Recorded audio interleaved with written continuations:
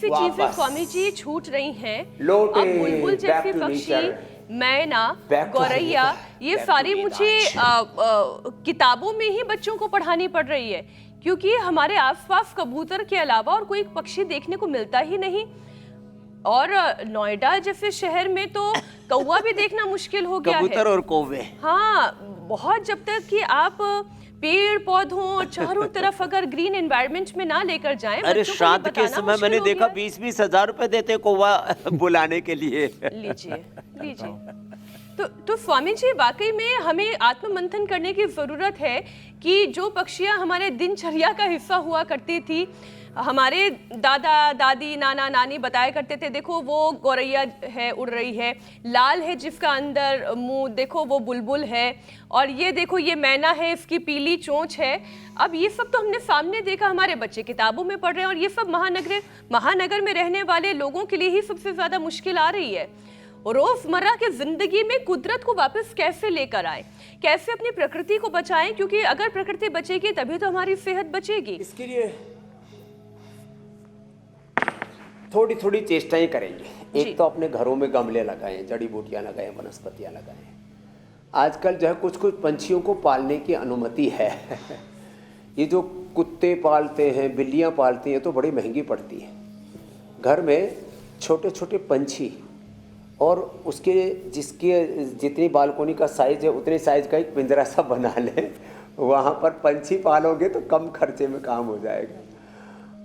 पूज्य आचार्य बालकृष्ण जी ने एक बड़ा सा पिंजरा बना रखा है। मैंने देखा है स्वामी जी, 15 बाई, इतने बड़े बड़े तोते हैं, मकाओ है। तो ऐसा तो देवेंद्र फडणवीस जी हैं, अमृता फडणवीस, मैंने देखा उनके पास भी इतने बड़े बड़े तोते। में जाता हूँ तो मेरे कंधे पर सिर पे लाके बैठा देती है। तो अपने घरों में पंछी। और दूसरा, ये जो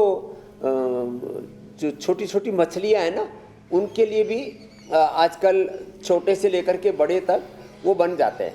तो ऐसे घर में ना फालतू के आड़ कबाड़ लाने के बजाय मछलियाँ और ऐसे अलग अलग प्रकार के पंछी, अलग अलग प्रकार के गमले, औषधियाँ, वनस्पतियाँ, मैं तो कहता हूँ शाक सब्जियाँ भी, लौकी, तोरी, परवल, टिंडा, टमाटर, मटर, इनको भी आप जो है गमलों में और छत के ऊपर गार्डन बना सकते हैं, होम गार्डन। ये अब ये कल्चर लौट रहा है, धीरे धीरे लोग जो है इधर लौट रहे हैं, और ये अच्छी पहल है, अच्छी बात है, और ये शुरुआत सबको करनी चाहिए। और आज के प्रोग्राम के बाद यदि 100-200 हज़ार लोग भी इस मुहिम में और सम्मिलित हो गए तो हम अपने इस आह्वान को सार्थक समझेंगे। स्वामी जी, काम तो मैंने आपके कहने से पहले कर लिया। स्वास्थ्य का ये अभियान और इसके साथ प्रकृति का अभियान। एक छोटा सा एक्वेरियम मेरे घर में है, जिसमें 5 अलग अलग रंग की मछलियां खूब मजे में तैरती हैं, और कई बार मैं उनके पास बैठ के थोड़ी देर तक सिर्फ उनकी एक्टिविटी देखती रहती हूँ, और वाकई में ये पीस देता है, शांति देता है। मछलियों का तैरना, उनका वो बबल्स का उठना, और उसके बाद जैसे वो खाना खाती हैं, मतलब कमाल की थेरेप्यूटिक ये एक्सरसाइज है कि आप सिर्फ बैठकर देखें।